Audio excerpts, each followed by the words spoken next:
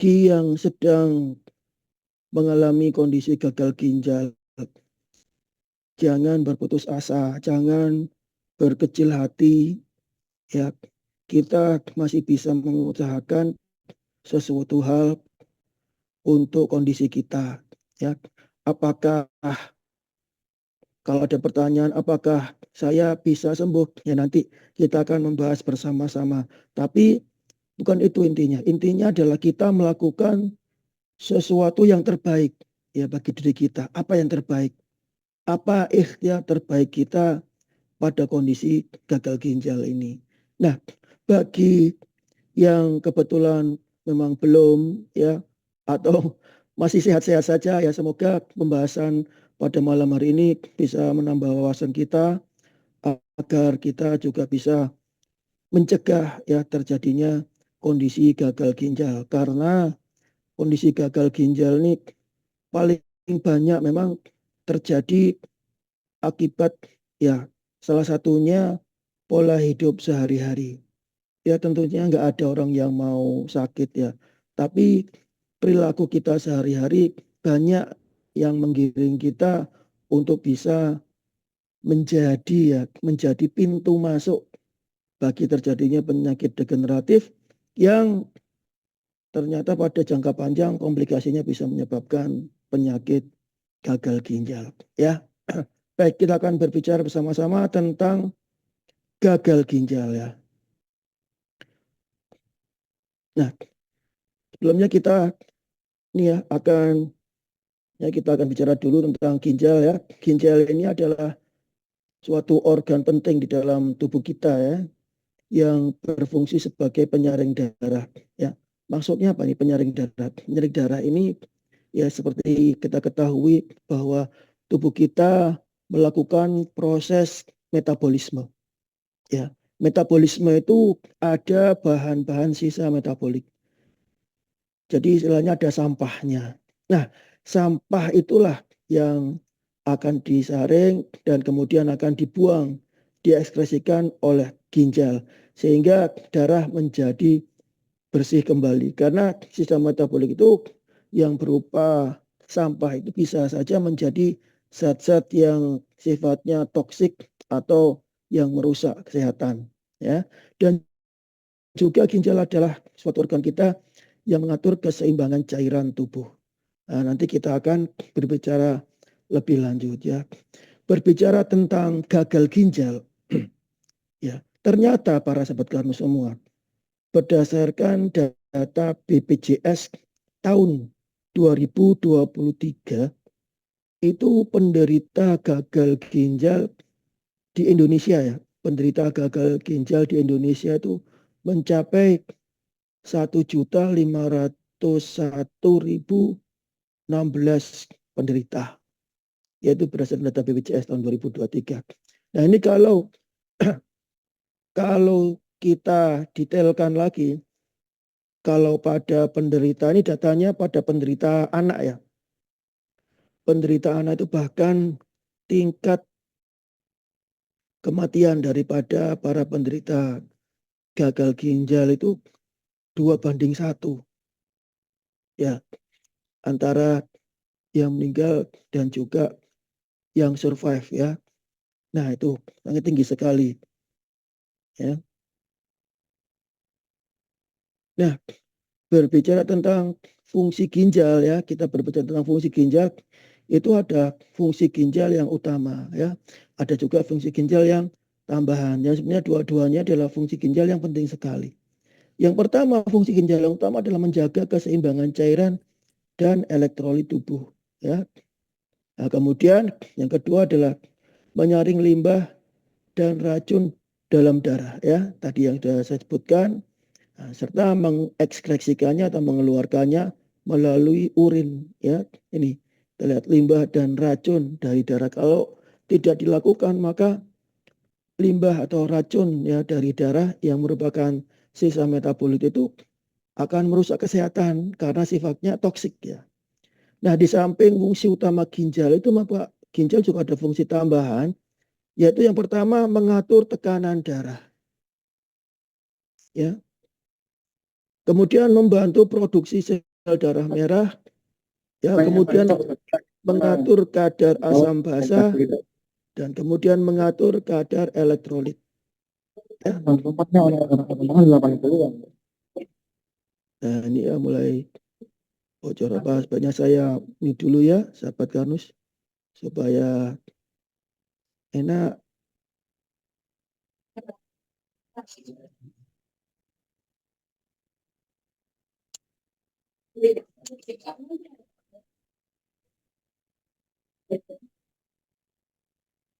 Betapa banyak yang fungsi-fungsi ini ya, kalau kita berbicara tentang fungsi tambahan ginjal, ya ini ya, hal-hal yang ada di sini, ya tentang tekanan darah, tentang produksi sel darah merah, kadar asam basa, dan juga elektrolit. Ini ternyata kalau ginjal kita bermasalah atau mengalami suatu kondisi gagal ginjal yang kronik, ternyata hal-hal inilah yang menjadi suatu indikator ya terjadinya gagal ginjal yang kronik dan berbahaya sekali bagi kesehatan tubuh kita. Ya, lanjut. Ya, kita berbicara tentang gagal ginjal. Gagal ginjal itu apa? Gagal ginjal adalah suatu kondisi medis di mana fungsi ginjal menurun secara signifikan atau bahkan berhenti bekerja sepenuhnya. Ya. Nah, ini kalau ini berhenti bekerja ini tadi ya related dengan fungsinya, ya berarti kemampuan untuk bisa mengekspresikan sampah atau sisa metabolit di tubuh kita dan juga mengatur keseimbangan cairan itu akan bermasalah. Nah, tak heran kalau tanda-tanda dari kegagalan fungsi ginjal ya di antara dua itu ya, antara penumpukan sisa metabolik maupun kegagalan tubuh kita dalam mengatur keseimbangan cairan pada tubuh kita. Nah ini ya, gagal ginjal sendiri kalau berdasarkan ya tanda-tanda dan juga onsetnya itu ada dua, yaitu gagal ginjal yang akut dan gagal ginjal yang kronik.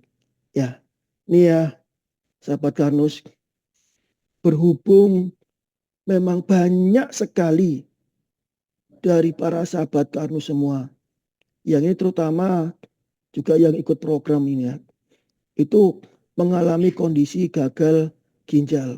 Ya, saya lihat banyak yang mohon maaf ya frustasi dengan kondisinya. Ya, penyakit ini apalagi yang sudah menginjak pada gagal ginjal kronik memang sudah bertahun-tahun. Ya, bahkan secara medis tidak tertangani. Nah, akhirnya itu ya berusaha atau berikhtiar dengan mengikuti program. Nah, kemudian kondisinya dirasa stagnan ya, tidak ada perbaikan. Nah, terus berputus asa. Nah, ini ya. Nah, ini nanti saya nggak akan terlalu banyak untuk menjelaskan, tapi saya ingin membahas ya sedikit-sedikit ini supaya para sahabat kami semua juga bisa memahami ya apa gagal ginjal akut, apa gagal ginjal yang kronik. Ya, ini dulu.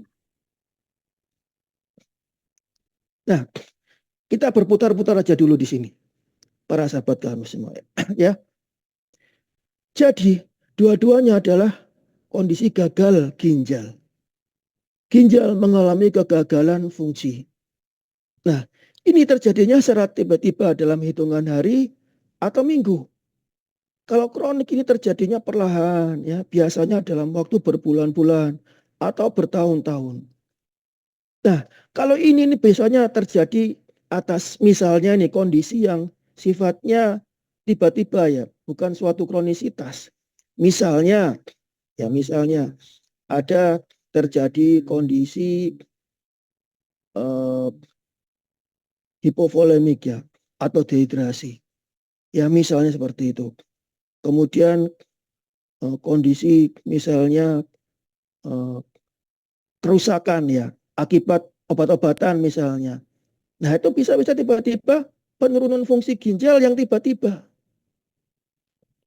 Namun para sahabat kami sekalian, ya, gagal ginjal akut dan gagal ginjal kronik ini berbeda.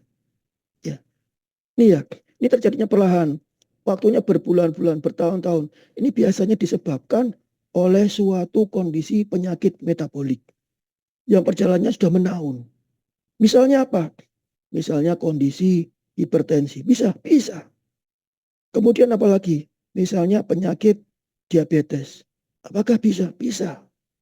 Ya, para sahabat kami semua.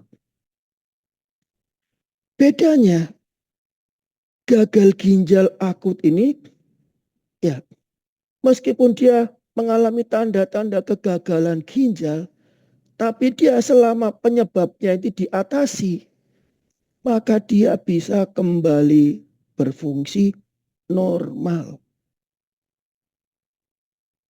Ya, para sahabat kami sekalian, gagal ginjal, saya ulangi lagi, gagal ginjal akut ini, meskipun dia juga mengalami tanda-tanda kegagalan fungsi ginjal, namun apabila penyebabnya diatasi, disingkirkan, maka dia bisa kembali normal. Bisa kembali berfungsi lagi. Dan ini para sahabat kanusnya, kalau gagal ginjal yang kronis, maka yang bisa kita lakukan adalah kita berusaha untuk mencegah gagal ginjal ini progres. Maksudnya progres itu bertambah parah. Ya. Karena apa? Karena di sini sudah terjadi kerusakan atau kematian bagian-bagian daripada nefron itu sendiri. Ini ya para sahabat terus semua ini para sahabat kanus ini yang harus dipahami ya. Ini bagian yang pentingnya. Saya akan bercerita. Ginjal ya memiliki struktur yang namanya nefron ya. Nefron ini itu pada waktu kita dilahirkan maka ya sudah itu jatahnya kita. Sel-sel ginjal ya nefron itu dia tidak bisa bermitosis, kembang. Kalaupun ada bagian yang bisa melakukan itu sifatnya sangat minimal ya, sebagian kecil. Terutama nih bagian tubulus ya. Tapi secara umum ginjal itu sudah dijatah, begitu kita lahir ya sudah itu. Apabila nefron itu mengalami kerusakan, maka ya rusak. Mohon maaf. Jadi hati-hati ya dieman-eman, disayang-sayang dengan ginjal. Ya, ini yang penting untuk diketahui para sahabat kanu semua ya.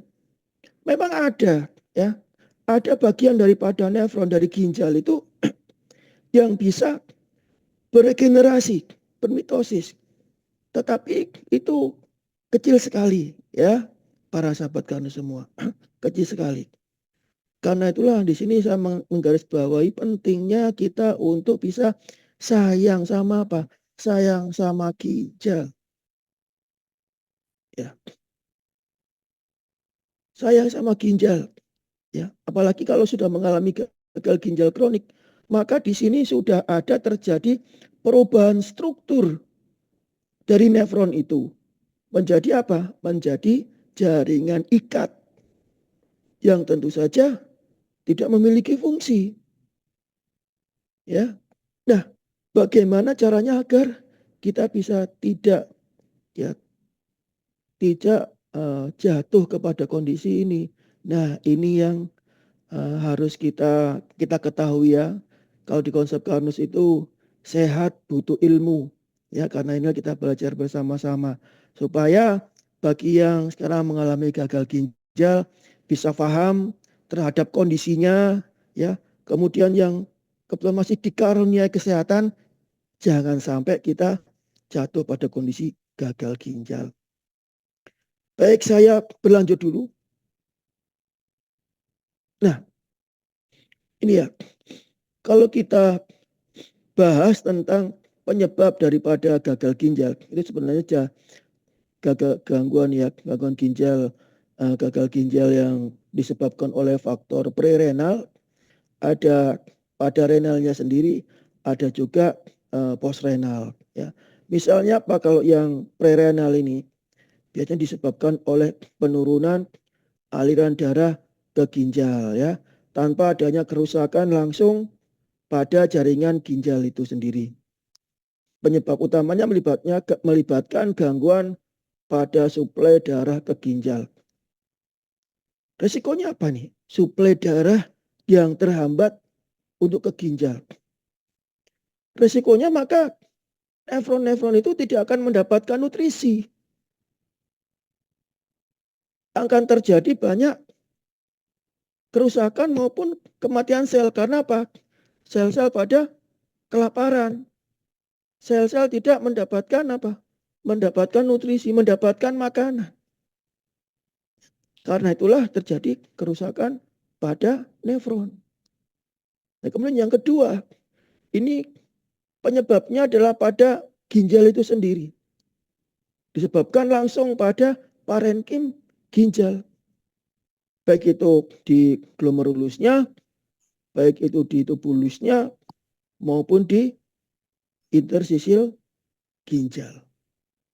Ya. Kemudian yang ketiga adalah gangguan yang postrenal. Ini menyangkut pada saluran pembuangannya ya. Saluran pembuangan, saluran ekskresinya. Jadi gangguan ini disebabkan oleh hambatan aliran urin di saluran kemih setelah ginjal yang menyebabkan peningkatan tekanan di ginjal. Apa misalnya kondisinya seperti ini? Misalnya batu ginjal. Ya. Batu ureter ya, saluran antara ginjal ke kandung kemih. Lalu batu kandung kemih bisa. Kemudian sumbatan pada uretra bias ya. Uretra itu yang saluran antara kandung kemih dengan organ itu ya, organ ekskresi terluar ya. Jadi di uretranya itu, salurannya itu. Apakah bisa terjadi pembuntuan? Bisa. Contohnya apa? Kalau misalnya pada pria itu yang mengalami kondisi misalnya BPH ya, benign prostatic hyperplasia ya. Sehingga terjadi suatu obstruksi atau pembuntuan secara mekanik yang menyebabkan terjadinya itu tekanan balik ya, harus balik. Karena apa? Karena buntu salurannya, nggak bisa dikeluarkan, ya urinnya akhirnya balik. Nah baliknya itu akhirnya ke belakangnya tekanannya meningkat. Sehingga bisa menyebabkan kerusakan pada ginjalnya itu sendiri. Ya. Berlanjut, nah ini para sahabat kanu semua ya, yang penting sekali untuk kita perhatikan ya. Jangan santai-santai kalau kita itu mengkonsumsi obat. Ya. Terutama nih bagi mereka-mereka yang sedang menderita penyakit degeneratif ya, penyakit metabolik ya. Penyakit metabolik yang mungkin kata-kata di sana ya, di luar sana itu penyakit yang nggak bisa disembuhkan ya. Hanya bisa dikontrol ya. Kontrolnya dengan apa?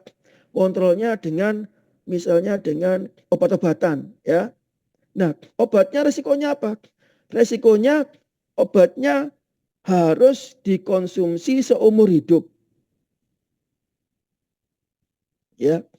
Nah, kalau obatnya harus dikonsumsi seumur hidup. Nah, ini ya. Repot ini, namanya obat. Obat itu adalah suatu unsur sintetis ya. Dibuat dari bahan kimia ya sintetis yang berusaha untuk meniru struktur aslinya ya. Sehingga otomatis yang namanya bahan kimia itu racun ya. Racun tetaplah racun, dia akan membawa sifat racunnya. Jadi komplikasinya selain bisa disebabkan oleh karena penyakitnya itu sendiri, dia juga bisa diakibatkan karena obatnya. Ya.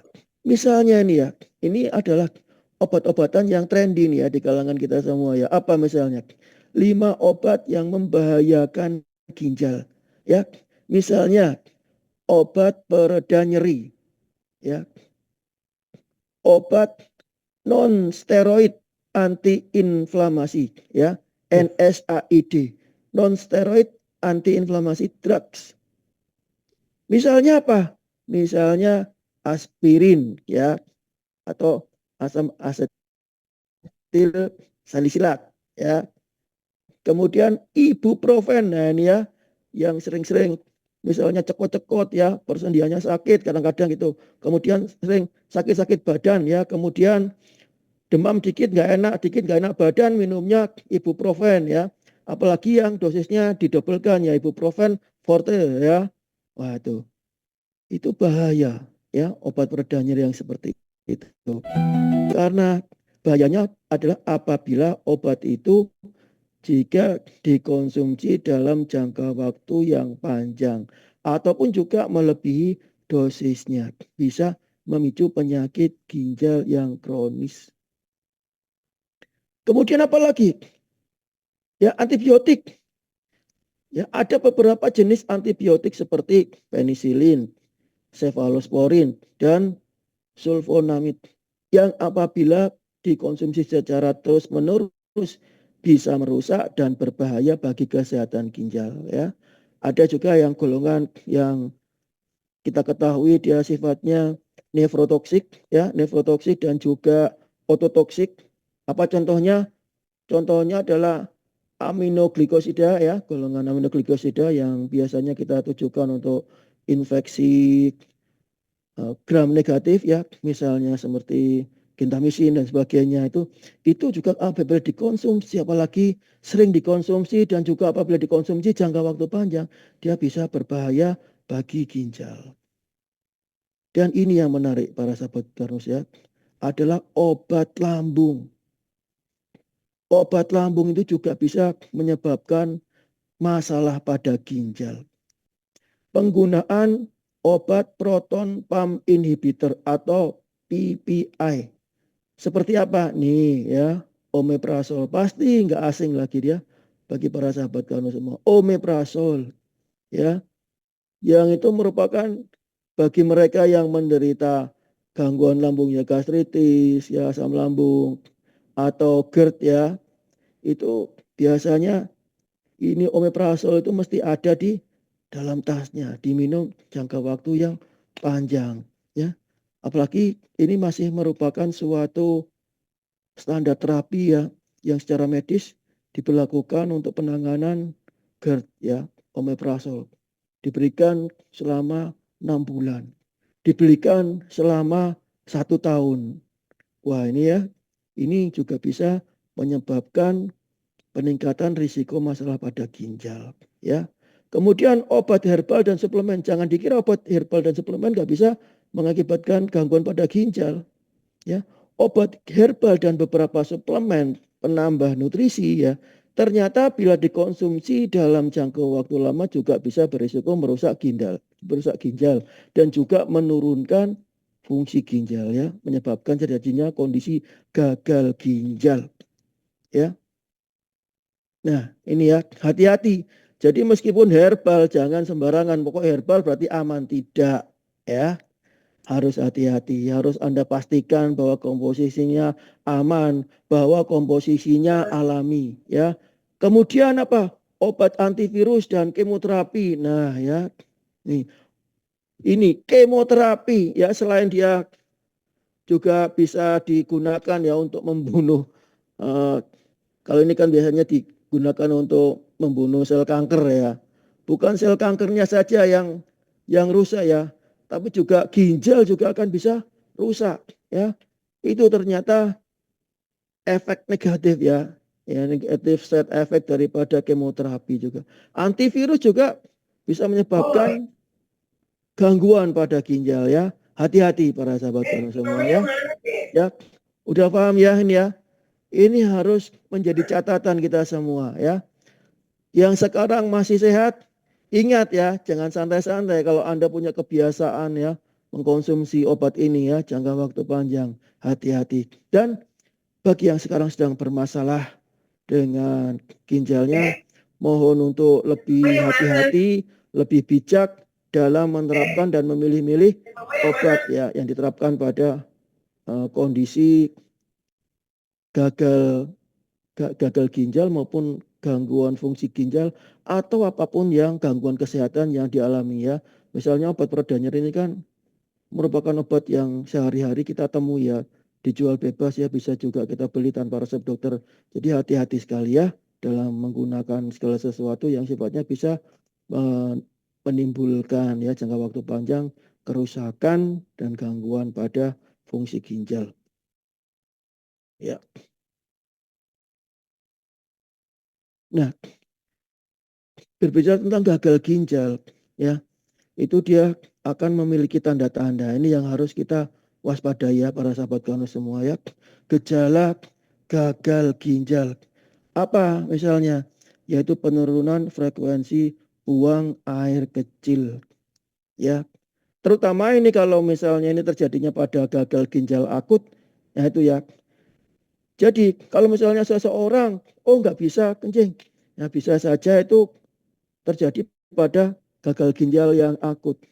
Dan apabila terjadi pada gagal ginjal yang akut, apabila penyebabnya itu diatasi, maka dia bisa kembali normal kembali. Ya.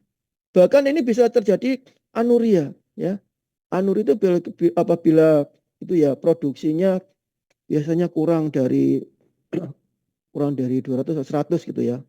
cc per hari. Ya, kalau misalnya itu terjadi oligori itu biasanya antara di kisaran 400 ya. Itu apabila dihilangkan penyebabnya dia bisa kembali normal lagi. Ya banyak ini ya para sahabat karun semua yang mengalami ini ya. Dia berpikir bahwa ini kok bisa sembuh lagi sedangkan kondisi yang lain kok nggak bisa sembuh. Kenapa saya bisa sembuh yang lain nggak bisa sembuh? Bisa saja itu terjadi suatu perbedaan kondisi. Ada yang baru mengalami gagal ginjal yang akut, ada yang sudah mengalami gagal ginjal yang kronis ya. Kemudian pembengkakan pada biasanya nih ya, biasanya pada ekstremitas bawah ya di kaki ya terutama. Kenapa kok di kaki? Karena memang ini secara ilmiah terkait dengan gravitasi. Tapi ada ya kondisi gangguan ginjal yang menyebabkan pembengkakannya itu pada seluruh tubuh. Ya namanya edema anasarka. Biasanya pada kondisi bukan gagal ginjal tapi biasanya pada kasus sindroma nefrotik ya di mana terjadi kebocoran dari protein sehingga protein loss-nya hilang sehingga terjadi hipoalbumin ya yang menyebabkan tekanan onkotiknya juga kurang, akhirnya terjadi pembengkakan anasarka mulai dari wajahnya bengkak ya, tangan-tangannya bengkak, semuanya bengkak. Ya, itu kondisi yang biasanya dialami apabila seseorang mengalami protein loss ya. Itu. Kemudian apalagi yang bisa menyebabkan pembengkakan ya? Biasanya related ya antara bengkak itu bisa kasus gagal ginjal ya, juga bisa terkait dengan kasus metabolik, juga bisa terkait dengan kondisi biasanya pada mereka yang mengalami kondisi gagal jantung juga bisa ya mengalami suatu pembengkakan karena terkumpulnya cairan pada interstisil ya. Nah ini kalau di related dengan kondisi gagal ginjal, ini juga salah satunya terkait dengan fungsi ginjal yang tadi sudah saya sebut ya, bahwa misalnya pada gagal ginjal itu terjadi retensi natrium ya. Natriumnya yang harusnya dikeluarkan nggak bisa dikeluarkan. Ya, dia ditahan. Sedangkan natrium itu mengikat air sehingga terjadi retensi air. Ya, itu yang menjelaskan kenapa terjadi pembengkakan dan pembengkakannya sifatnya pitting udem ya. Kalau ditekan itu dia kemudian lobang gitu ya, gak balik. Nah, itu namanya piting udim. Ya. Jadi kalau misalnya bengkak-bengkak, kalau yang ditekan sakit ya merah, nah, itu bengkak namanya keradangan ya. Tapi kalau bengkak terus ditekan lobang ya nggak kembali itu ya, itu namanya piting udim. Ya hati-hati ya. Nah, kemudian berikutnya apa? Kelelahan, lemah letih lesu. Ya, kenapa kok bisa terjadi kelelahan? Karena ya ini kalau berbicara tentang kelelahan biasanya juga related kalau pada gagal ginjal itu adalah tanda-tanda kronisitas, yaitu terjadinya kondisi anemia. Ya. Kenapa kok bisa terjadi anemia? HB-nya turun. Karena memang salah satu fungsi daripada ginjal adalah mensuplai eritropoietin ya, yang digunakan sebagai bahan untuk memproduksi sel darah merah. Nah, apabila terganggu otomatis produksi sel darah merah akan terganggu yang menyebabkan hemoglobin akan turun. HB-nya rendah, anemia. Bahkan pada beberapa kasus juga mereka memerlukan tindakan transfusi ya. Karena saking rendahnya sehingga apa? Salah satu yang bisa diakibatkan adalah sesak nafas karena anemia. Bisa, bisa ya. Ya, kemudian sesak nafas sendiri kalau pada kondisi gagal ginjal itu diakibatkan karena apa? Kebanyakan sesak nafasnya ini karena terjadinya edema pada organ paru. Ya. Jadi parunya itu banjir ya. Banyak cairan di situ. Sehingga menyebabkan dia sesak nafas. Nah, ini ya. Dan pada kondisi tertentu apabila tidak tertangani dengan baik ya, kondisi edemanya bertambah parah, maka salah satu yang dianjurkan biasanya adalah tindakan hemodialisa ya. Kemudian mual dan muntah. Kok bisa penderita gagal ginjal kok mual muntah? Bisa sekali para sahabat kanu semua. Karena apa? Karena akumulasi dari zat toksik ya. Uremia pada darah akan menyebabkan salah satunya terjadi kondisi mual dan muntah. Lalu kondisi apa lagi yang bisa menyebabkan mual muntah? Kondisi asidosis metabolik. Itu juga bisa menyebabkan mual dan muntah. Nah, kemudian terakhir ada tanda-tanda uremia. Ya. Uremia ini kenapa? Urium ya, urium pada darah. Ini adalah zat sisa. Nah, bentar ya. Jadi untuk mendapatkan informasi seperti ini kita ya belajar, Pak. Oke, satu ya. Tanda-tanda uremia. Uriumnya gagal untuk dieskresikan. Akibatnya apa? Akibatnya numpuk di dalam darah. Ya, uremia inilah yang bisa menyebabkan banyak hal itu para sahabat kanu semua. Misalnya ya, mulai saya bahas dari yang rendah dulu. Apa biasanya tanda-tandanya? Ya, gatel-gatel ya, kulitnya gatel-gatel ya. Karena apa? Karena uremia ya pada kulit, gatel-gatel kulitnya. Kemudian ternyata uremia yang tinggi pada darah bisa menyebabkan kondisi-kondisi yang sangat berbahaya. Bahkan bisa terjadi penurunan kesadaran. Ya, apabila terjadi ensefalopati akibat uremia. Kemudian keracunan pada organ-organ di tubuh kita. Semua ya, organ-organ yang semua organ pokoknya dilalui sama darah karena darahnya itu kotor ya, penuh dengan sisa metabolik yang sifatnya racun. Maka bisa semua bisa rusak karena uremia itu. Ya. Jadi mereka yang sedang mengalami kondisi gagal ginjal ya biasanya pada umumnya uriumnya meningkat ya. Nah ini ya. Ini kemudian kalau berbicara tentang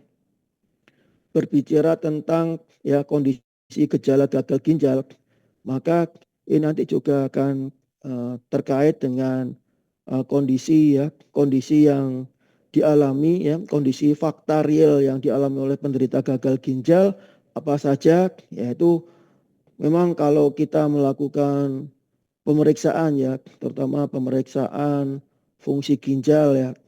Karena kita kalau itu penderita gagal ginjal, biasanya ureumnya meningkat ya. Biasanya kalau blood ureum nitrogen ya, itu biasanya meningkat ya, bun istilahnya itu. Itu meningkat. Kemudian kreatinin meningkat ya, kreatinin serum meningkat. Nah, itu kalau bisa kita periksa fungsi ginjal di situ ya. Kemudian apabila kita periksa GFR-nya ya otomatis akan turun ya, di mana ada gradasi itu untuk fungsi ginjal ya, berdasarkan GFR-nya ya, laju filtrasi ya daripada glomerulus ya, di mana ada gradasinya mulai dari Halo, grade 1 sampai grade 5 ya. ada ya suara Ya, masuk ya? oke ya, saya mulai dulu ya. Oke. Ya. Nah, itu ya. Nah, itu juga hal yang harus kita perhatikan. Biasanya bagi mereka yang GFR-nya sudah begitu rendah, biasanya itu adalah mereka-mereka yang menderita gagal ginjal yang sifatnya kronis ya. Apalagi banyak itu yang saya lihat dari yang ikut program juga beberapa, saya lihat GFR-nya bahkan sudah di bawah 15 ya, sudah memasuki tahap terminal end stage. Tapi tetap jangan berputus asa ya. Tetap harus berusaha agar apa?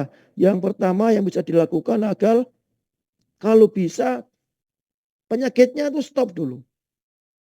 Jangan malah tambah parah. Di stop dulu penyakitnya. Berhenti, stop dulu.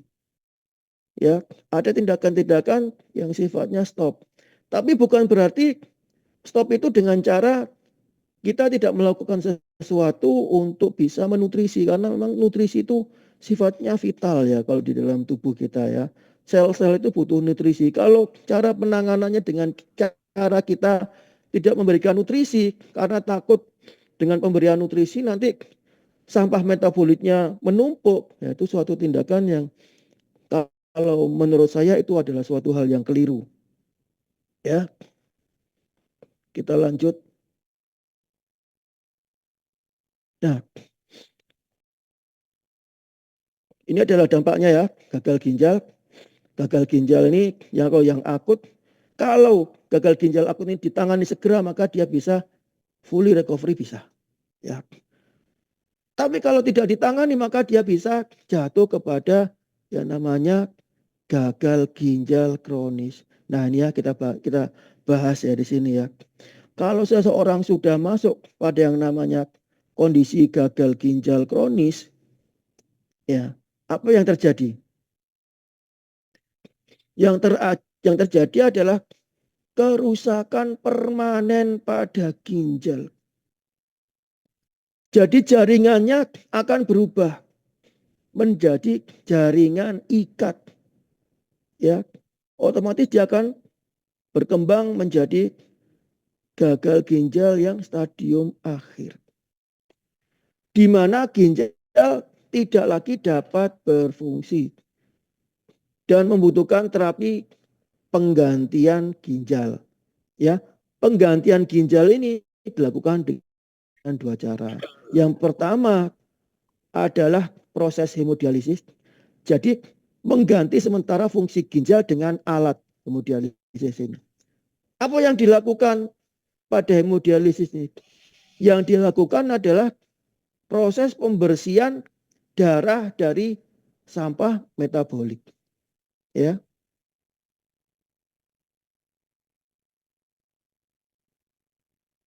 Karena ginjal tidak berfungsi, maka ginjal sementara diganti dengan alat. Ya. Kalau biasanya istilah orang awam cuci darah. Nah, ini ya cuci darah. Ya. Atau transplantasi ginjal. Ginjalnya diganti dengan ginjal milik orang lain ya, yang kompatibel yang bisa diterima ya. Jadi memang ini proses ini juga tidak sederhana tentunya, tapi bisa dilakukan. Nah, semoga kita juga tidak jatuh kepada kondisi ini ya. Jadi yang harus saya tekankan para sahabat Karnus semua, bagi mereka yang mengalami gagal ginjal yang sudah kronis, misalnya yang apalagi yang sudah mengalami hemodialisa ya, seminggu hemodialisa sudah 2 kali, kemudian bertanya, apa bisa saya sembuh terus nggak mengalami hemodialisa misalnya ya. Kalau misalnya sekali lagi ya para sahabat Karnus semua, kalau itu adalah gagal ginjal akut itu bisa, tapi kalau gagal ginjal kronis itu memang pada beberapa kasus dia bisa menurun ya frekuensi hemodialisanya. Apalagi jika misalnya penyakit etiologisnya ya, penyakit yang menyebabkan itu kemudian sudah tertangani dengan baik. Misalnya diabetesnya sudah baik. Misalnya hipertensinya baik dan sebagainya. Ya, maka itu bisa kemudian kebutuhan daripada hemodialisanya dia menurun. Tapi ingat ya, jangan kemudian ini yang harus saya garis bawahi ya, bagi mereka yang mungkin belum paham tentang gagal ginjal kronis itu ya, bahwa tujuan pada penanganan gagal ginjal kronis adalah mengembalikan fungsi ginjal seoptimal mungkin untuk kondisinya ya, seoptimal mungkin untuk kondisinya ya. Jadi tetap berikhtiar yang terbaik ya untuk bisa memaksimalkan kondisi. Karena apa? Ginjal itu bagi sel-selnya yang tersisa yang masih sehat, maka dia bisa melakukan mekanisme kompensasi untuk menggantikan sel-sel ginjal yang sudah rusak. Nah, itu yang dituju untuk untuk memaksimalkan ya bagian-bagian nefron yang masih sehat sehingga bisa melakukan maaf, mekanisme kompensasi. Ya, itu ya para sahabat Karnus semua ya, semoga bisa dipahami ya. Ini adalah cara mendiagnosa ya, gagal ginjal itu cara mendiagnosanya gimana? Bisa melalui tes darah ya, sudah kita bahas pada sebelumnya. Ada tes urin, juga ada melalui suatu pemeriksaan USG maupun CT scan ya. Di mana pada tes darah itu pemeriksaannya adalah melakukan pemeriksaan fungsi ginjal ya, termasuk juga bisa menghitung GFR-nya yang akan bisa menunjukkan stadium derajat daripada gangguan ginjalnya ya. Nah ini ya, ada tes darah, ada tes urin juga untuk mendeteksi adanya proteinuria ataupun hematuria ataupun tanda-tanda lain yang bisa menjadi tanda daripada kerusakan ginjal ya. Nah, ini ya para sahabat Karnus semua, penanganan gangguan fungsi ginjal. Gimana caranya? Tidak ada lain ya para sahabat Karnus semua. Selain para sahabat Karnus semua itu berusaha untuk menerapkan 6 pilar implementasi konsep Karnus ya. Yang selama ini sering kami dengungkan. Nanti akan saya jelaskan ya penerapan 6 pilar implementasi konsep Karnus. Lakukan karena apa? Ya, untuk bisa memaksimalkan fungsi ginjal maka diperlukan nutrisi yang adekuat. Caranya memberikan nutrisi yang adekuat gimana? Menerapkan 6 pilar implementasi konsep Karnus. Ya. Kemudian kalau perawatan medis, nah ini para sahabat Karnus semua, ya. Ini penting sekali para sahabat Karnus semua, mohon difahami, ya. Pada tahap kita mengalami gangguan ginjal, ya. Ingat pada tahap kita mengalami gangguan ginjal yang pada kondisi gagal ginjal, maka kita bisa jadi akan memerlukan penanganan secara integratif melalui perawatan medis. Ya, ada kondisi-kondisi yang harus dibantu dengan perawatan medis. Ya, apa misalnya?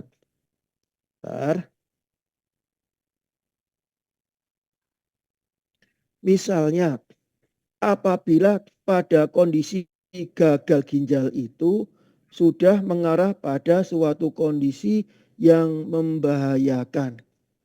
Misalnya apa? Misalnya terjadi suatu kondisi hiperkalemi. Ya, dimana kalau pemeriksaan kaliumnya tinggi sekali, melebihi ambang batas normal di angka 5 ya. Kenapa kok berbahaya? Karena tingginya kadar kalium pada darah bisa mengakibatkan suatu kondisi kardiak arrest ya. Henti jantung mendadak. Karena apa? Karena akan terjadi atrial fibrilasi ya, terjadi aritmia. Itu sangat berbahaya sekali. Kalau secara medis ya, kalau secara medis biasanya itu penanganannya dengan apa? Biasanya kita bantu dengan misalnya kalsium glukonat ya. Itu untuk apa? Bukan untuk mengatasi hiperkalemia, tapi untuk mencegah agar jantung tidak mengalami yang namanya atrial fibrilasi ya. Jadi dia untuk bisa menstabilkan otot daripada jantung itu sendiri, melindungi jantung. Itu secara medis ya. Kemudian misalnya kondisi yang lain apa? Misalnya gimana caranya kita membantu agar kalium yang tinggi di dalam darah itu bisa masuk kembali kepada sel. Caranya gimana? Biasanya kalau secara medis kita suntikan insulin ya kombinasi dengan dextrosa. Nah, itu pada saat dextrosa itu dimasukkan ke dalam sel oleh insulin, biasanya dia juga bersamaan dengan masuknya kalium ke dalam sel. Ya. Nah, itu para sahabat Karnus ya. Cara-cara kalau secara medis ya. Kemudian kondisi apa lagi yang memerlukan tindakan secara medis ya. Misalnya kondisi asidosis metabolik itu berbahaya sekali ya. Kalau suatu kondisi asidosis metabolik. Gimana caranya? Kalau cara medis itu dibantu dengan pemberian natrium bikarbonat ya. Supaya apa? Supaya untuk mengembalikan kondisi asidosisnya menjadi netral kembali ya. Nah, karena itulah pada kondisi tertentu memang penanganan secara integratif itu diperlukan untuk menangani mereka-mereka yang mengalami gangguan fungsi ginjal ya. Di sini kemudian ada hemodialisis ya. Penting sekali untuk sementara menggantikan fungsi ginjal dengan mesin ya. Untuk apa tujuannya? Untuk membersihkan darah yang kotor ya dari sisa metabolik itu supaya bersih kembali. Ya, kemudian mencegah komplikasi-komplikasi yang berbahaya. Misalnya terjadinya edema paru, itu juga bisa teratasi dengan cara hemodialisis ya. Kemudian terakhir adalah tindakan transplantasi ginjal. Tentunya ini suatu tindakan yang terakhir yang bisa dipilih ya. Karena tidak semua dari kita mempunyai kesempatan untuk bisa melakukan dan memiliki kesempatan untuk melakukan transplantasi ginjal. Ya. Itu ya para sahabat Karnus yang harus dipahami benar. Ya ini kenapa kok konsep Karnus? Karena memang konsep Karnus ini suatu metodologi dasar untuk ini ya mengembalikan selain knowledge ya, mengembalikan cara kerja tubuh manusia berdasarkan algoritma dari Sang Pencipta. Maksudnya apa? Mengembalikan kepada kondisi fisiologisnya tanpa apapun yang sifatnya manipulatif, baik itu dari obat maupun dari metode apapun. Ya, itu yang paling penting. Ya. Dasarnya adalah ini, sekian triliun selnya dapat makan. Ya. Dasarnya adalah perbaikan nutrisi sel. Ya, para sahabat kawan semua. Ini yang ini ya menjadi suatu tarik ulur daripada para sahabat karena semua, yaitu tentang penerapan konsep Karnus ya. Begini para sahabat karena semua, mereka yang mengalami gagal ginjal ini penanganannya adalah dengan memberikan nutrisi yang adekuat, yang cukup. Itu bukan nutrisi yang berlebihan, ya. Bukan nutrisi yang berlebihan. Jadi banyak yang bertanya-tanya, bagaimana kalau saya mengkonsumsi AG Karnus ya? Karena kan pada gagal ginjal ini kan dimungkinkan terjadinya hiperkalemi. Sedangkan AG Karnus itu komposisinya yang pertama dari pisang yang tinggi kalium. Takut saya nanti kaliumnya tinggi, bagaimana? Jadi gini para sahabat Karnus semua ya. Kebutuhan kalium berdasarkan angka kecukupan gizi itu kurang lebih sehari untuk dewasa itu kira-kira 4.700 miligram dalam sehari. Ya.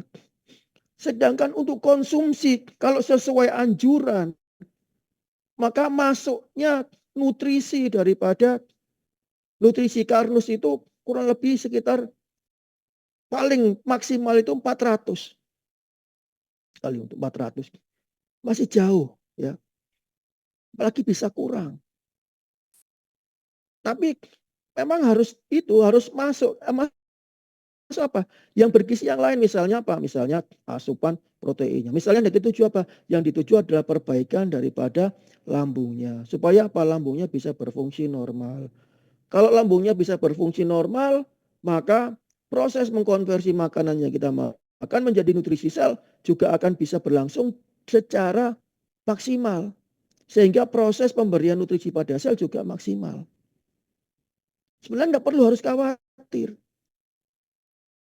Ya, karena apa? Masih jauh. Ya. Bayangkan 4.700 dengan kurang lebihnya 400. Masih selisihnya masih jauh. Ya.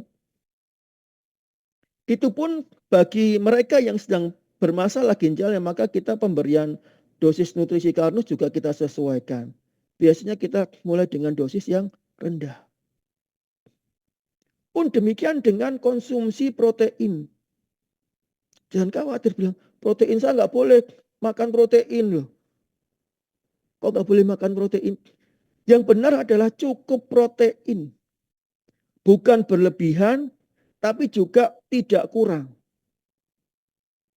Kebutuhan protein kita kalau katakanlah, kalau secara normal sehari itu bisa 1 gram per kilogram berat badan per hari. Ya. Kalau misalnya berat badan kita 60, maka ya dibutuhkan 60 gram. Ya.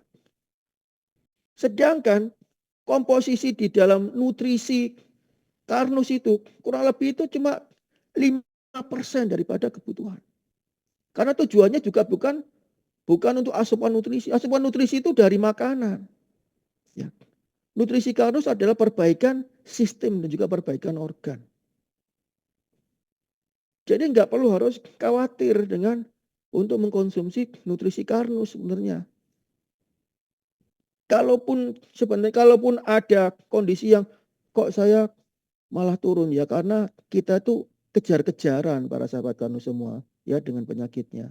Balapan ya. Pada saat tertentu mungkin balapannya kita kalah. Pada saat tertentu mungkin grafik Anda sedang turun. Tapi nutrisi Karnus itu tujuannya untuk memperbaiki kondisi yang bisa membantu Anda untuk bisa kembali optimal kondisinya. Bukan memperburuk keadaan. Itu yang harus para sahabat Karnus pahami. Ya. Jadi seluruh nutrisi Karnus kombinasinya itu adalah suatu hal yang sudah kami setting untuk kebutuhan nutrisi harian yang cukup. Tidak berlebih, tidak pula kurang. Ya. Karena itulah pengaturan nutrisi untuk mereka yang mengalami kondisi gagal ginjal ini sangat penting sekali para sahabat Karnus semua ya. Ya. Nah ini saya tadi mengatakan bahwa penerapannya dengan 6 pilar ya, penerapan konsep Karnus ini ya. Bagaimana caranya? Kita perbaiki metabolisme tubuh sampai ke tingkat sel ya. Perbaiki fungsi lambung ya. Hindari obat atau minuman penetral asam lambung ya. Kemudian juga hindari obat-obatan tadi yang bisa mencetuskan kondisi apa? Gagal ginjal ya. Pastikan nutrisi sel tersedia ya. Maksudnya di sini adalah lauknya itu bervariasi ya. Masuk protein, kombinasi antara protein nabati dan protein hewani. Perbandingannya 70 banding 30, 70 nabati, 30 hewani. Lindungi nutrisi sel yang diangkut oleh darah. Penting sekali karena apa? Nutrisi yang akan dibawa kepada setiap sel di tubuh kita, ya dalam hal ini khususnya di sel ginjal, di nefron, maka harus dilindungi dari proses oksidasi kerusakan. Ya, di sini yang berperan adalah nutrisi kami, AG sereal dan juga algati. Dua kombinasi ini. Ya. Kemudian konsumsi makanan manusia ya. Semua harus menerapkan ini ya. Yaitu makanan yang terbuat dari unsur yang sealami mungkin. Tanpa adanya penambahan bahan pengawet, pewarna, dan perasa yang sifatnya sintetis ya. Yang hobi kuliner hati-hati. Jangan suka membeli makanan yang kemasan, makanan cepat saji. Karena rawan mengandung unsur 4P, pengawet, pewarna, perasa, dan pemanis ya. Hindari makanan yang dimodifikasi ya. Apa sini maksudnya? Dalam makanan yang sulit dicerna oleh sistem metabolisme tubuh untuk dirubah menjadi nutrisi sel. Misalnya krimer nabati, margarin, fiber cream, dan seterusnya ya. Lanjut, bakar lemak yang ada di dalam darah dengan cara apa? Beras Karnus konsumsi secara rutin ya. Kalau ini tidak ada isu ya, tidak ada masalah. Penderita gagal ginjal bebas-bebas saja ya mengkonsumsi beras Karnus ya. Nah, kemudian banyak bersyukur, berpikir positif, dan cukup istirahat. Mutlak ya. Ya karena memang tubuh kita butuh waktu istirahat dan pada waktu istirahat itulah terjadi proses perbaikan ya di dalam tubuh kita ya supaya tadi juga kalau ada proses perbaikan kondisi pada ginjal juga bisa dioptimalkan ya. Kemudian berjemur ya penting sekali ini. Kenapa? Asupan apa? Asupan ultraviolet B yang gunanya untuk apa?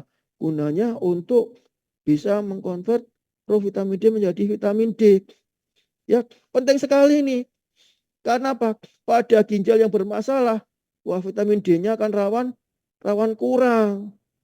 Karena kemampuan ginjal untuk bisa menjadikan vitamin D aktif itu akan menurun. Ya bayangkan kalau vitamin D-nya menurun, pasti metabolisme juga akan turun. Yaitu ya, para sahabat Karnus sekalian. Ya, itu para sahabat Karnus semua yang harus dilakukan. Sebagai ikhtiar yang terbaik, para sahabat Karnus semua, ikhtiar yang terbaik. Jangan sampai salah melangkah pada penderita gagal ginjal. Tapi juga jangan takut melangkah. Jangan salah melangkah, jangan takut melangkah. Karena apa? Karena ketidaktahuan. Ya semoga setelah saya bahas ini ya panjang lebar, maka para sahabat Karnus semua minimal sudah memiliki gambaran kondisinya bagaimana dan apa yang harus dilakukan ya. Gitu ya para sahabat Karnus semua, tetap semangat, jangan berputus asa karena apapun itu, apapun kondisinya, yang bisa kita lakukan adalah melakukan ikhtiar yang terbaik. Harapan akan selalu ada ya. Bismillah. Baik, ini para sahabat Karnus semua. Kalau albuminuria, ginjal bocor ya. Albuminuria itu berarti proteinnya loss ya. Ginjal bocor, keluar protein dengan hasil lab plus 2. Apakah ini masuk dalam kategori gagal ginjal juga? Ya, belum tentu ya. Belum tentu ya. Penanganannya agar bisa sembuh dan tidak ada protein lagi di urin. Terima kasih sebelumnya. Harus dilakukan pemeriksaan fungsi ginjal ya. ada punya, ada kreatinin ya. Lalu tanda-tanda gagal ginjal tadi, ya tanda-tandanya apa? Misalnya kalau gagal ginjal kronis ada tanda-tanda kronisitas, misalnya anemia ya. Itu ada. Di situ jelas sekali tanda-tanda kronisitas. Ya, kemudian cenderung kepada hipertensi. Kok bisa? Ini yang menarik para sahabat Kanu semua. Ya, para sahabat Kanu semua, hipertensi dan gagal ginjal itu seperti lingkaran setan. Ya, hipertensi itu bisa menyebabkan gagal ginjal.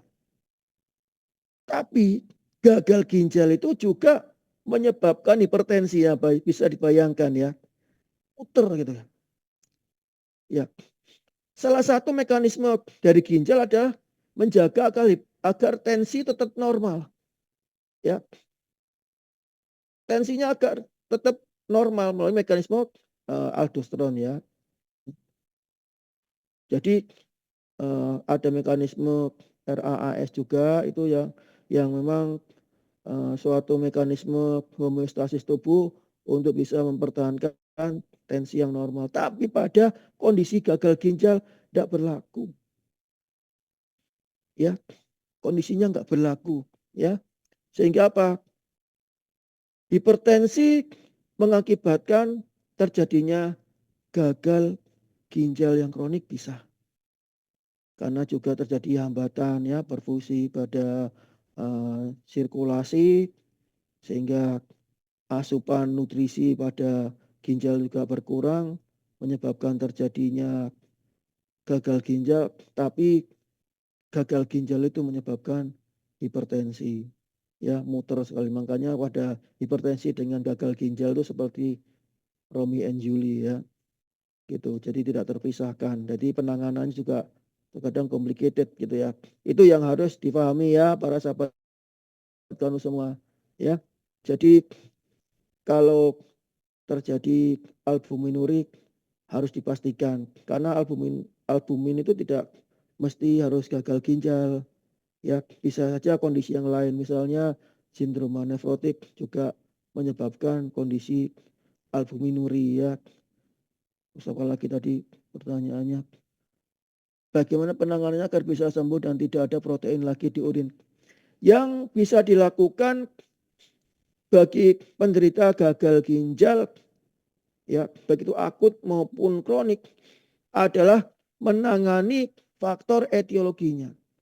Kalau etiologinya dari diabetes ya sehingga terjadi nefropati diabetikum, maka diabetesnya harus ditangani. Ya. Hipertensinya harus ditangani. Kondisi yang lainnya juga harus ditangani.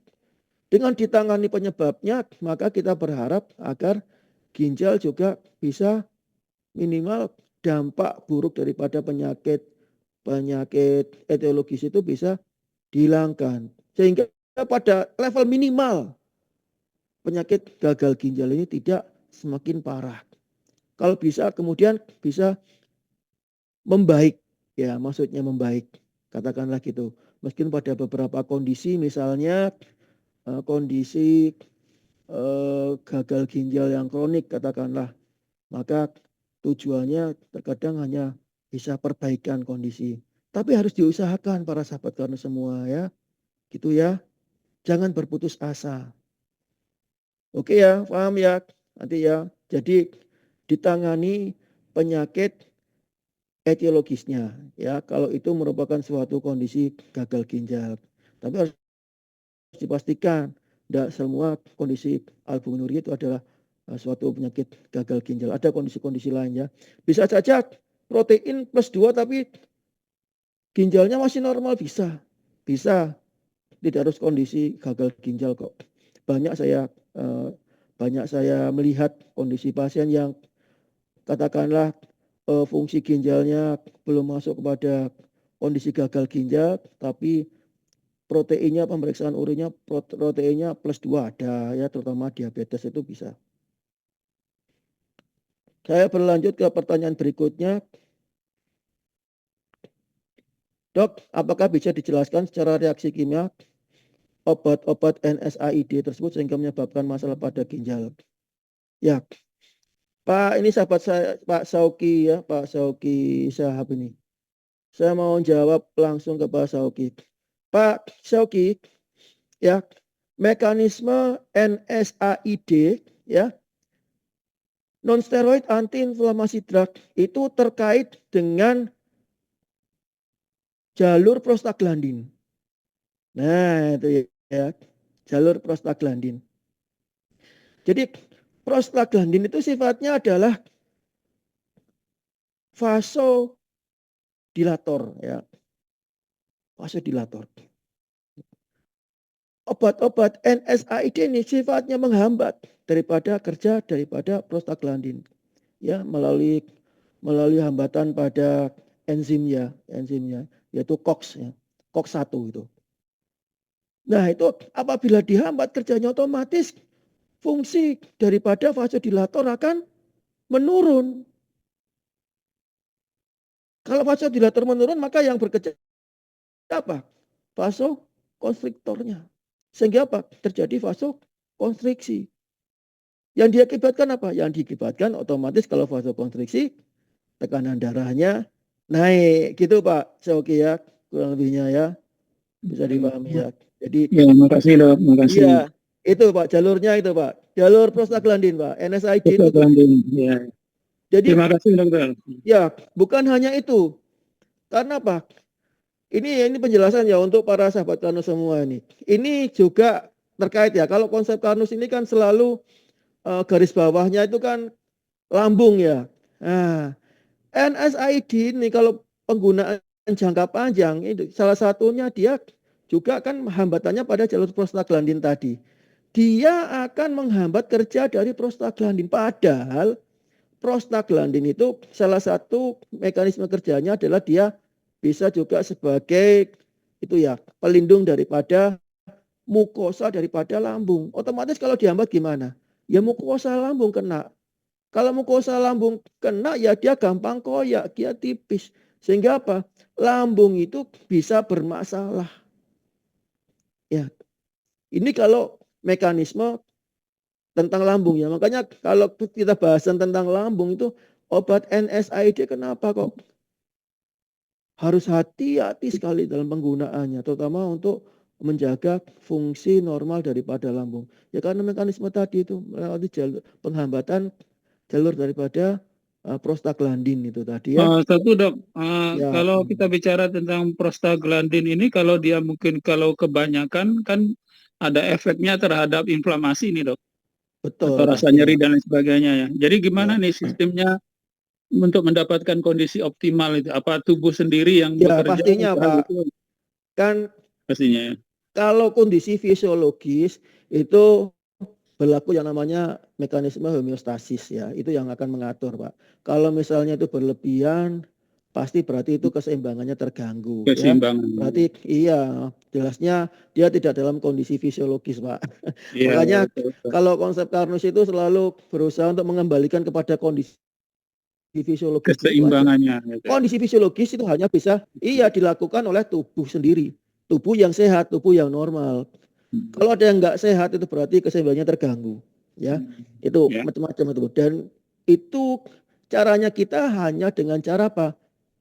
Ya kita berusaha untuk memaksimalkan kerja daripada sel-sel tubuh kita. Karena sistem atau organ kerja atau apapun itu dibangun oleh sel. Kalau selnya optimal, kerjanya otomatis sistem juga akan optimal ya, maksimal kerjanya. Dan akan mengatur, nggak berlebihan, tapi juga nggak kurang. Siapa yang ngatur? Dia tubuh kita sendiri. Kita hanya memfasilitasi itu dengan cara apa? Dengan cara perbaikan nutrisi sel. Sudah itu aja. Makanya tadi itu orang sehat adalah orang yang sel di tubuhnya mendapatkan makanan. Maksudnya mendapatkan nutrisinya secara adekuat. Ya, tidak berlebihan, tapi tidak kurang. Nah, itu orang itu akan sehat. Kalau dulu kan kita orang sehat itu apa? Orang sehat itu nggak sakit ya. Ya, ini masalah tingkat sel itu penting sekali untuk difahami ya para sahabat sekalian ya. Oke gitu ya Pak Sauki ya. Kita berlanjut ke pertanyaan berikutnya. Ya, assalamualaikum dokter. Waalaikumsalam. untuk kesehatan ginjal, endapan pada larutan algati dan TF3D sebaiknya diminum atau tidak? Ini banyak ditanyakan ya. Endapan pada larutan. Para sahabat kanu semua, untuk algati sama TF3D itu sebenarnya manfaat atau bahan aktif yang terkandung dalam algati dan juga TF3D itu sudah terlarut pada cairannya. Jadi kalaupun tidak dikonsumsi itu manfaatnya sudah ada pada cairannya. Tapi apakah boleh itu dikonsumsi? Ya boleh-boleh aja, tidak ada masalah. Ya, tidak ada masalah. Endapannya diminum ya enggak apa-apa, tidak ada masalah. Silahkan. Ya, malah bagus di situ karena ada komponen-komponen yang baik di situ dan juga bisa bermanfaat bagi tubuh kita. Tidak ada masalah. Diminum baik, tidak diminum manfaatnya sudah terlarut pada cairannya. Ya, semoga menjawab pertanyaan ya dari Pak Bu Tuti ya. Karena pertanyaan ini banyak sekali ditanyakan dan semoga bisa menjawab ya semuanya. Dari Ibu Eti Juhanawati, apakah jika minum obat anti gatal terus-menerus dapat merusak ginjal? Ya, semua obat itu ekstraksinya kan di ginjal ya. Jadi ya tentu saja bisa saja mempengaruhi fungsi ginjal. Obat anti gatal itu kalau secara medis biasanya kalau mereka yang mengalami gatal-gatal itu ya atau alergi itu biasanya obatnya antihistamin, kalau luarnya itu adalah kortikosteroid ya. Bisa dexamethasone, betamethasone, hidrokortison ya gitu ya. Biasanya yang kalau sistemnya seperti itu ya, obat anti gatal, antihistamin dan lain sebagainya. Obat apapun itu saya bilang tadi, obat apapun itu sebenarnya itu adalah bahan kimia ya, sintetis untuk meniru ya struktur kimia ya daripada unsur alami ya. Karena sejarahnya itu kan obat itu kan dari bahan alami ya, dari akar-akaran, daun dan sebagainya. Yaitu struktur ya, struktur daripada struktur kimianya ya. Itu ditembak atau ditiru dengan sintetis ya secara kimia ya. Sehingga apa ya otomatis kalau bahan kimia masuk ke dalam tubuh kita itu berarti ya racun ya. Dan racun itu pada kondisi tertentu tetap akan menimbulkan efek racunnya ya. Kalau dia overdosis dia toksik, kalau akumulasi jangka panjang dia juga toksik. Itu ya yang harus dipahami ya. Untuk pertanyaan dari Nani Mufida, apakah penurunan eGFR dari 79 ke 68 sementara orium dan kreatinin normal berbahaya? Bagaimana cara agar naik? Belum jauh-jauh ya. Nah, harus dievaluasi apa yang menyebabkan terjadinya penurunan ini. Kalau etiologisnya ditangani, maka bisa kembali seperti semula normal. Bisa ya. Mumpung masih tahap dini ya. Masih 68 enggak jauh-jauh ya. Apakah bisa normal? Bisa ya. Tapi kalau sudah grade 5 misalnya kurang dari 15, nah itu yang sudah end state ya. Tahap terminal itu berarti memerlukan suatu ekstra effort dan juga ekstra kesabaran dalam penanganannya ya. Tapi semuanya jangan berputus asa. Lebih baik kita melakukan ikhtiar yang terbaik. Ya. Gitu ya. Ditangani, kita cari penyebabnya dan kemudian ditangani. Ya, insya Allah bisa kembali normal lagi. Dari Pak Adi Negara ya sahabat saya nih, kalau pagi hari buang air kecil berbusa itu menandakan apa? Ya, urin berbusa itu bisa menjadi tanda bahwa ada sesuatu ya yang sifatnya patologis. Tapi tidak semua urin yang berbusa itu berarti bernilai patologis, tidak ya. Jadi bisa saja seorang yang normal urinnya berbusa bisa ya. Banyak faktor yang mempengaruhi ya. Faktor gangguan kesehatan boleh ya bisa saja. Kemudian faktor dari apa yang kita makan atau minum dari sebelumnya bisa jadi ya. Faktor mekanik ya normal bisa ya. Itu bisa jadi banyak faktor ya. Jadi observasi, nggak usah terlalu khawatir, tapi juga jangan diabaikan ya. Apabila terjadi terus-menerus, kemudian kalau kita melakukan suatu medical check up, kemudian ada tanda-tanda patologis, nah kita harus waspada dan saran saya untuk melakukan tindakan sedini mungkin ya. Konsultasikan dengan health advisor ataupun dengan dokter. Jangan ragu-ragu kalau mengalami masalah kesehatan, langsung saja ikutan program P3D. Apa itu program P3D? Program pendampingan dan penanganan penyakit degeneratif. Gimana caranya, Pak Sony Terik? Apakah ada hubungan antara prostat dan gagal ginjal? Nah, ini ya tadi sudah saya bahas ya, bahwa kondisi prostat ya, ada banyak kondisi prostat ya. Biasanya yang sering dialami adalah BPH ya, suatu kondisi benign ya atau jinak, tapi memberikan obstruksi mekanik pada uretra. Otomatis dia bisa menjadi penyebab terjadinya gangguan ginjal yang postrenal. Jadi saluran ekskresinya yang terhambat. Akibatnya apa? Tekanannya balik ya, balik ke belakang sehingga apa yang kena ginjalnya. Akhirnya ginjalnya pada kondisi kalau terus-terusan nggak ditangani ya jadi bisa gagal ginjal ya. Katakanlah kalau misalnya baru tahap gagal ginjal akut ya bisa fully recovery. Tapi kalau sudah terjadi gagal ginjal yang kronis, maka tentu saja kerusakannya sudah permanen dan kita hanya berharap bahwa ginjal akan melakukan suatu mekanisme kompensasi sehingga fungsinya bisa ya mendekati normal ya gitu ya para sahabat kanu semua ya, moga dipahami ya, jangan sampai salah paham lagi tentang gagal ginjal. Saya yakin semua yang ikut Health Talk ini nanti setelah ikut acara ini nanti tambah pintar semua ya. Jadi Bu Narti, dok saya prediabetes konsumsi karno sampai 1 bulan. Oke, ya prediabetes. Saya sering pipis berbusa, apa itu ada kaitannya dengan masalah ginjal ya? Sudah terjawab tadi ya di atas. Dengan konsumsi karnus keluhan tersebut apa bisa teratasi? Insya Allah. Ya. Terapkan pola hidup sehat ya. 6 pilar ini konsep karnus tadi dilaksanakan ya. Ya oke ya. Bentar ya para sahabat karnus. Sebentar saya sebentar.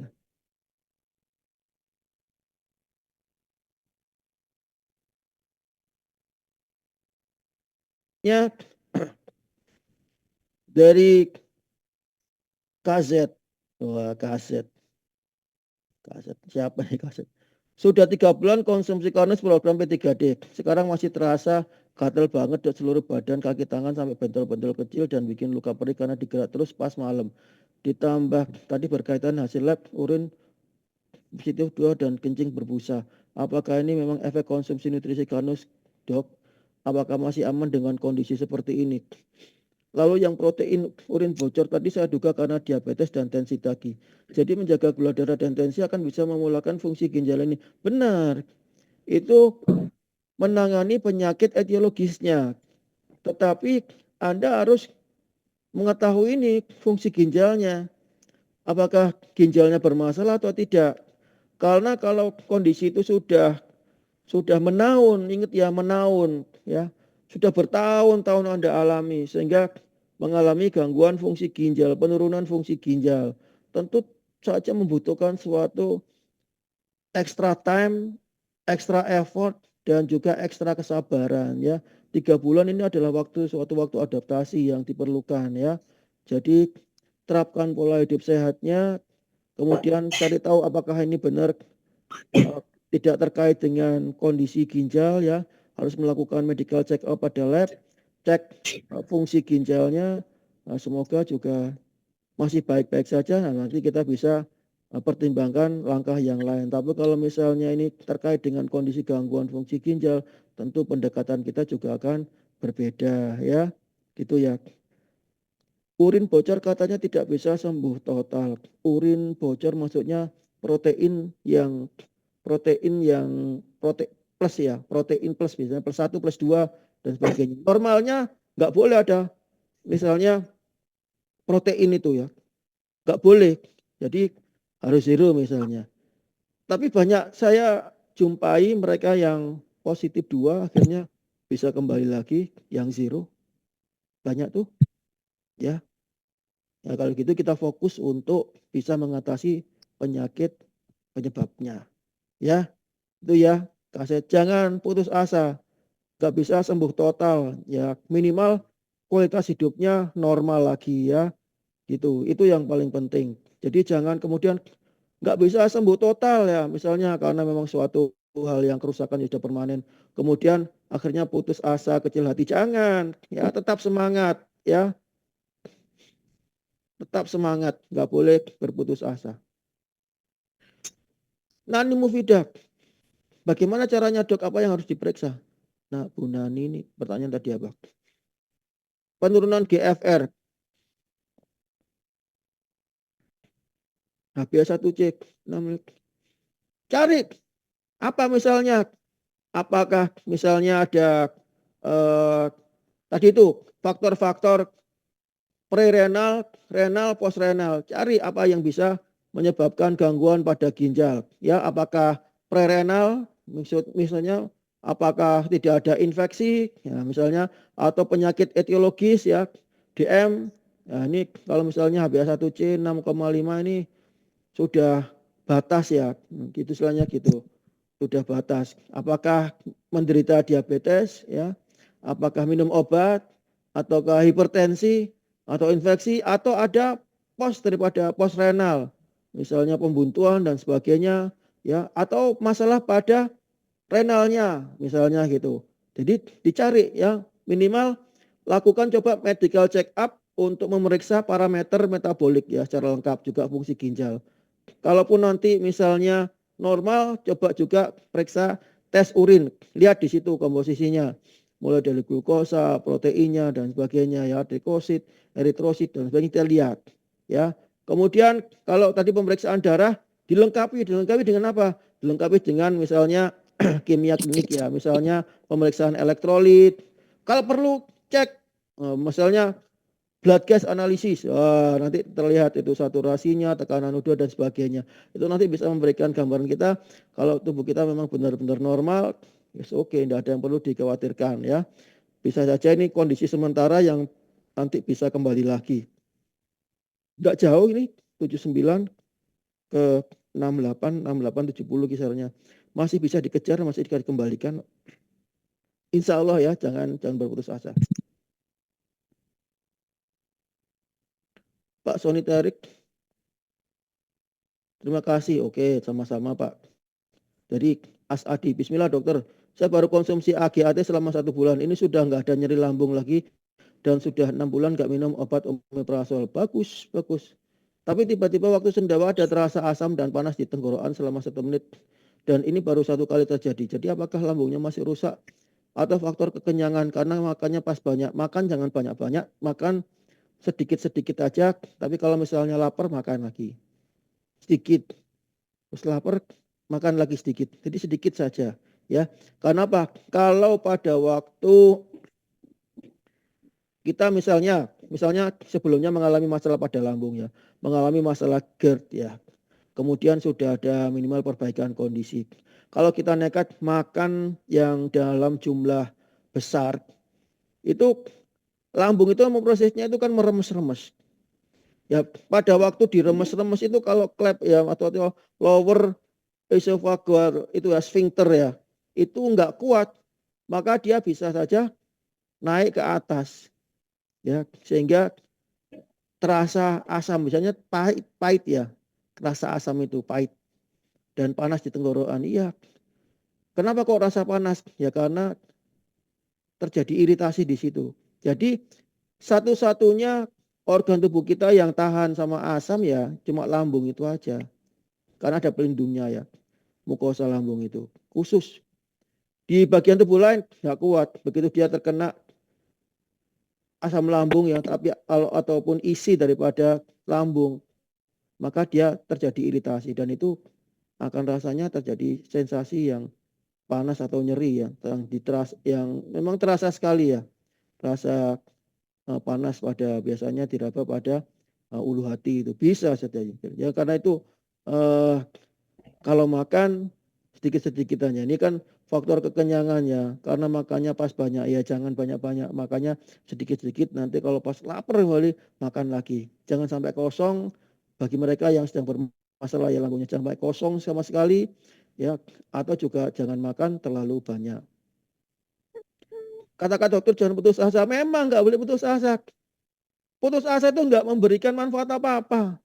Ya, yang memberikan manfaat kepada kita itu berharap sambil melakukan ikhtiar terbaik. Jadi kesehatan itu harus diusahakan, ya. Nggak bisa kita saya ingin sehat, ya diusahakan apa? Dengan berikhtiar yang terbaik, ya. Sesuai dengan kemampuan kita masing-masing. Apa yang bisa kita lakukan saja. Berharap. Jangan berputus asa. Orang kalau putus asa itu hormonnya yang keluar apa? Yang keluar kortisol ya. Kortisol itu biasanya untuk metabolisme dia, waduh. Kalau bagi penderita diabetes, gula darahnya tambah tinggi ya. Jangan putus asa ya. Lebih baik kita optimis ya. Optimis itu bagus ya. Karena dengan optimis kita memberikan harapan kepada kita berikhtiar yang terbaik. Saya pikir itu yang bisa membantu ya. Kalau putus asa ya tidak membantu ya. Putus asa, sedih, panik, kecewa, marah-marah buat apa ya. Itu akan membuat yang sudah sakit malah akan tambah sakit ya. Minta sama Allah ya. Mintanya sama Allah. Kesembuhan itu haknya Allah ya. Kesembuhan itu haknya Allah. Manusia hanya berikhtiar yang terbaik. Oke, siap. Bu Tuti, dokter untuk hipertensi 170/110 tinggi itu. Apa bisa sembuh total dengan konsumsi produk Kanus? Insya Allah ya. Banyak kasus akhirnya terjadi progres ya, penurunan dan berangsur-angsur menuju kepada kondisi normal. Tapi ingat ya, pengarahan extra effort, extra time, dan extra kesabaran. Ya, nggak boleh tuh, Dok. Pokoknya ini kalau seminggu nggak turun, wah, berarti gagal, nggak bisa gitu ya. Perbaikan pada tubuh kita itu terkadang memerlukan waktu. Dan satu sama yang lain biasanya juga tidak sama. Ya, yang bisa kita lakukan, melakukan ikhtiar yang terbaik dan konsisten di situ. Kalau saya nggak ada yang lain, karena saya sudah tahu konsep Karnus, saya juga dulunya ada pada posisi Anda. Sekarang saya sudah tahu dan saya ingin berbagi tentang konsep Karnus ya. Minimal penerapan konsep Karnus, penerapan pola hidup konsep Karnusnya itu insya Allah ya sangat-sangat bermanfaat bagi menjaga kesehatan kita ya. Tujuan kita adalah memang mendapatkan kesehatan yang paripurna ya. Kesehatan yang memang sebenar-benarnya sehat ya. Bukan sehat sesaat kemudian menderita kemudian tidak ya. Kemudian sehat yang benar-benar sehat yang sebenarnya sehat ya. Baik, para sahabat Karnus semua, sudah malam juga, sudah jam 9.25. Tentunya tak terasa saya juga kepingin berlama-lama buat ini dengan Anda semua, tapi waktu juga yang memisahkan kita. Tapi jangan khawatir ya, tetap nanti bergabung pada Health Talk berikutnya. Ntar ada pertanyaan lagi. Berbusa itu apakah ada kaitan dengan ginjal yang bermasalah ya? Untuk berbusanya tadi sudah saya jawab ya, bahwa memang berbusa bisa jadi merupakan suatu tanda patologis ya, ada kondisi yang penyakit tertentu, tapi tidak semua urin yang berbusa itu kondisinya patologis ya. Jadi kita harus observasi sign and symptom dan juga melakukan pemeriksaan medical check up untuk parameter metabolik itu yang bijak ya. Sehingga kita bisa tahu dengan pasti dan tindakan kita juga bisa terarah dengan tepat ya. Kalau sering pipis ya adalah suatu tanda ya. Kita harus cocokkan dengan tanda yang lainnya. Kalau misalnya sering pipis apa? Kondisi apa? Misalnya apakah diabetes ya? Nah, itu harus kita pastikan. Karena sering buang air kecil juga salah satunya tanda diabetes, tapi biasanya nggak berdiri sendiri, ada kondisi yang lain ya. Biasanya kalau diabetes itu polidipsi, poliuri, polifagi ya, berat badan menurun ya.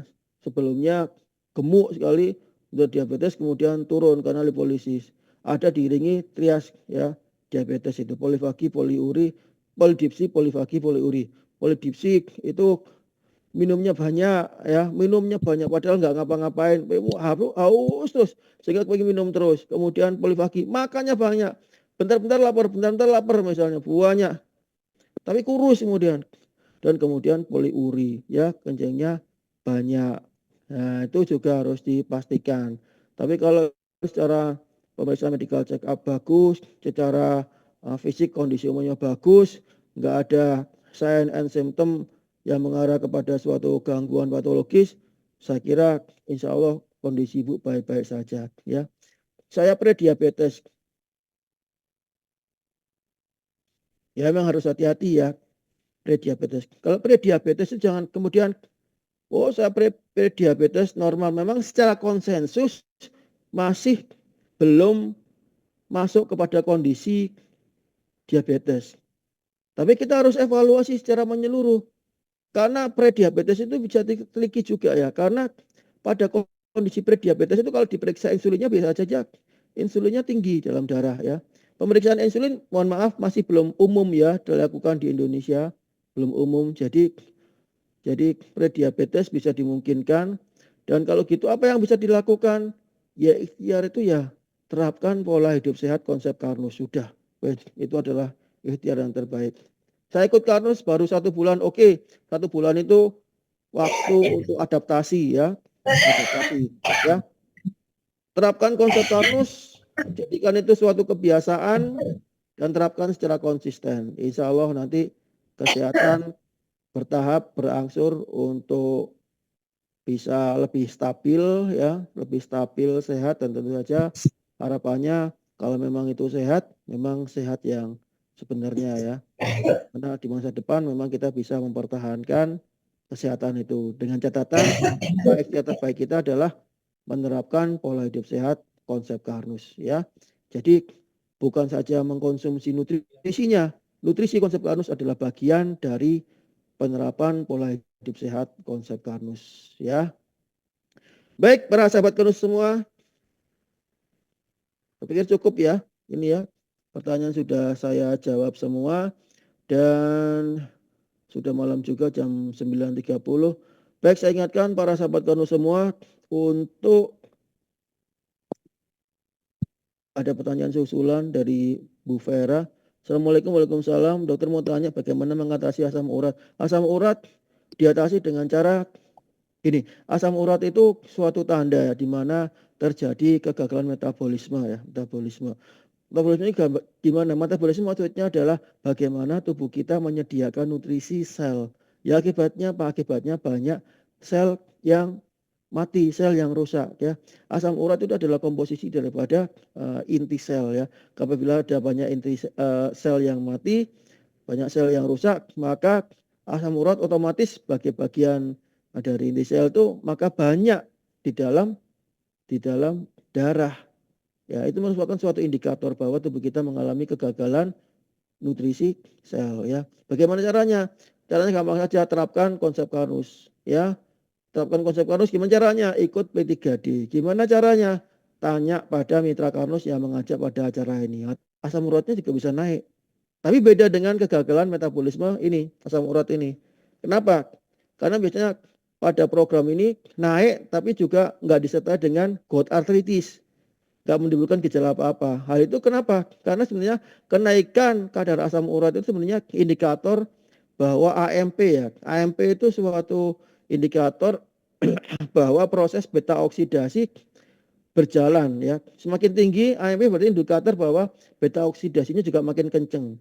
Dan AMP itu dikeluarkan dari darah, diekstrakkan dalam bentuk asam urat ya. Jadi asam urat tinggi berarti sebanding dengan proses beta oksidasi pembakaran lemak menjadi sumber energi ya selain glukosa. Itu jadi bisa jadi merupakan suatu tanda yang positif ya. Gitu ya. Baik. Oke, kira-kira sudah terjawab semua ya. Saya harapkan oke, baik. Oke, tidak ada masalah. Oke, sama-sama Bu Vera, terima kasih. Ya, terima kasih juga para sahabat Kono semua. Semoga pertemuan malam hari ini bisa membawa manfaat buat kita semua. Ya, harapan saya agar semua bisa tercerahkan, ya, semua bisa membawa manfaat dan juga tetap dalam menerapkan konsep Kanus dalam kehidupan sehari-hari. Harapannya agar kita semua bisa mendapatkan manfaat dari penerapan konsep Kanus bukan hanya buat diri kita, tapi juga buat keluarga dan juga sesama.